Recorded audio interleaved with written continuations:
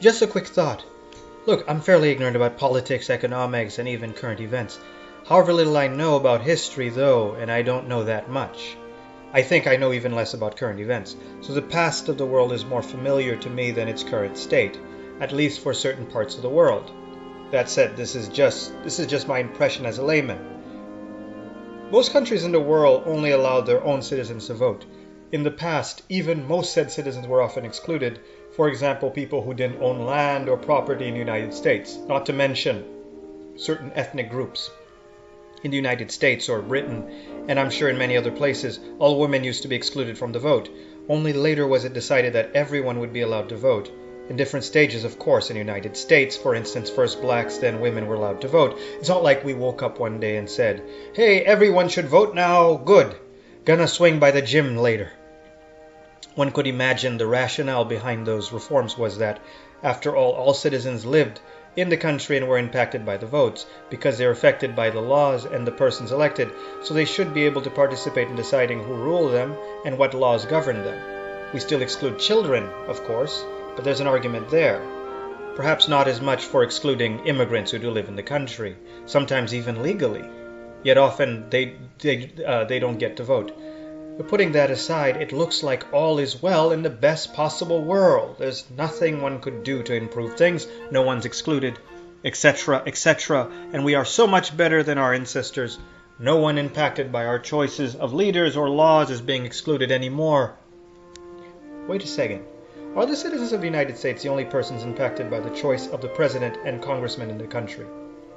You might disagree if you were an immigrant right now, dealing with ICE, or someone who planned on studying in the US until Trump was elected and certain measures put in place. You would probably disagree if you had been in certain parts of the Middle East at the start of the 2000s during, say, the Iraq War. There are probably many other countries affected in various ways, whether by tariffs and other measures by the United States, perhaps the most impactful country in the world. Many other countries in the world also have an effect more or less great on the rest of the world. I would imagine China, for instance, or nations involved in providing oil or other merchandise to the rest of us. The influence of outsiders is probably happening in ways I have no idea about. I'm no expert on these matters. But I think everyone, including actual experts, would agree that the impact isn't non-existent. Now then, are we in the position of the property owners of the past today, withholding their right to vote from other citizens in the day of those property owners? Are we like them when we decide that only adult citizens of the United States can vote in US elections, and only residents of Florida can vote for their local leaders or laws, even if those might in some ways affect some people in neighboring Georgia or relatively distant New York? Are we being excluded like those who did not own property? Are we being unfairly not allowed to vote in the elections of nations that nonetheless affect us? Of course, level of impact will probably vary depending on the direction. I would imagine people in Haiti, for instance, are affected by the US in a much more severe way than the United States is affected by Haiti. Though a maga fanatic might point out the influx of immigrants would probably be diminished if the Haitian government did a better job in their own country, so that even there, I suppose there would be an impact on the United States. Actually, I'm not sure those maga fanatics bother thinking about what's going on, where the immigrants come from, or really care. After all, they deserve special treatment because of the merit from the accident of their births or the efforts of their parents to come to the US and make the family legal. It was very hard work being born in the United States. Why allow those who did not put in that hard work to come in the country? Maybe a nation like France is a better bet for having a lower influence on the US, since I would imagine there are fewer immigrants from France or crucial imports. I really wouldn't know.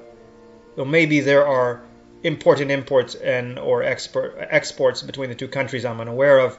In my naive way of seeing things, I imagine France importing more from the United States and United States from France. But again, I'm an ignoramus about current events and the economy.